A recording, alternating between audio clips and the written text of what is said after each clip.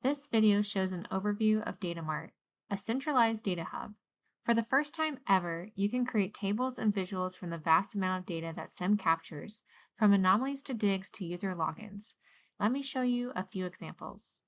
First, to access Data Mart, head to Reports and then Preview. Here you'll see the new Data Mart report. Once you open the Data Mart, it will take you to the first tab, which provides a little introduction. You'll see example reports that can be accessed from the bottom of the dashboard in separate tabs. You can use these as is, revise them, or delete them, whatever best suits your needs. Let's edit this example one report. First, click Edit. You'll now see new panes on the right of the screen that allow you to edit and create new visuals. The collapsible data pane is where you'll select the data source for your visuals. The Visualizations pane allows you to select what type of table or graph you want to use to display the data. And then, of course, the Filters pane allows you to set a filter for each visual, for each page, or for all visuals in all pages. I'm going to delete two visuals on this first tab to make space for a new visual that I want to create, and that is the number of iLife features by pipeline system instead of division. So I'm going to copy this visual in the top left corner, paste it at the bottom right corner, and then replace division with pipeline system. Notice that when I want to add or edit the data source, I'm going to the data pane and either clicking or dragging that data set to where I want it to go.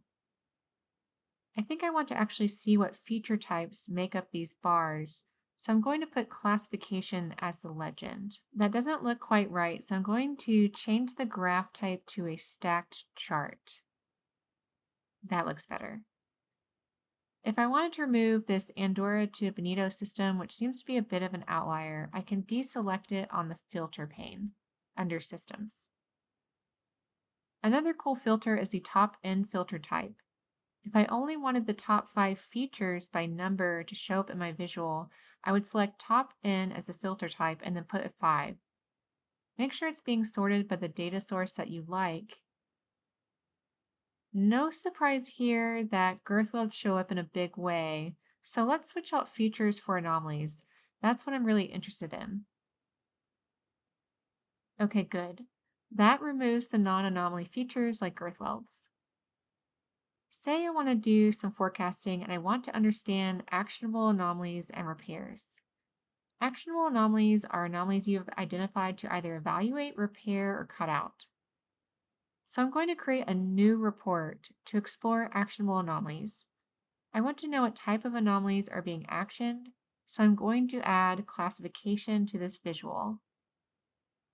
You'll notice that Power BI has tons of graph options to explore, so sometimes I just click around to see what works.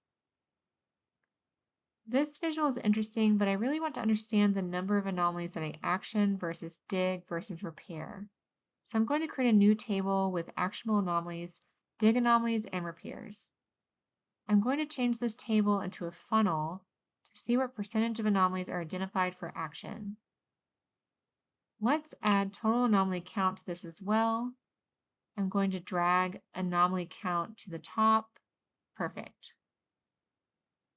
See that I can filter by division, for example, and see how different divisions compare to the overall company. So overall, the repair percentage is 3%, while the West Division is repairing about 17% of the anomalies identified. To change these values to percentages, go to Format of the Visualizations pane. I like this report, so I'm going to add it to my Action tab, which is an example report that provides similar information in a different manner. You can also create a tab called Logins that displays the number of logins per SIM user. This could be helpful if you're a manager or you just like spying on your coworkers. Notice that these two tables are essentially the same, however, the one on the right is filtered for the past year. Also notice that if the number of logins into SIM were a contest, I would be winning. If you just wanted to know how many users have logged in, create an info card with the number of users. If there are any reports you don't want, simply delete them. You can also reorder the tabs in any way that you like. You can also copy entire tabs, just like you copy a tab in Excel, by right-clicking and pressing Duplicate. Once you're done editing your report, you must save this as a new report. I repeat, you must save this as a new report. I know that the exit edit button is very tempting, but if you want to make sure that any and all of your changes are preserved, you must click File and then Save. Give your new report a name you won't forget, and then once you save it, you can access it from user-defined reports. Meanwhile, the original Data Mart report will be preserved under the Preview tab. That concludes our overview of Data Mart. Have fun!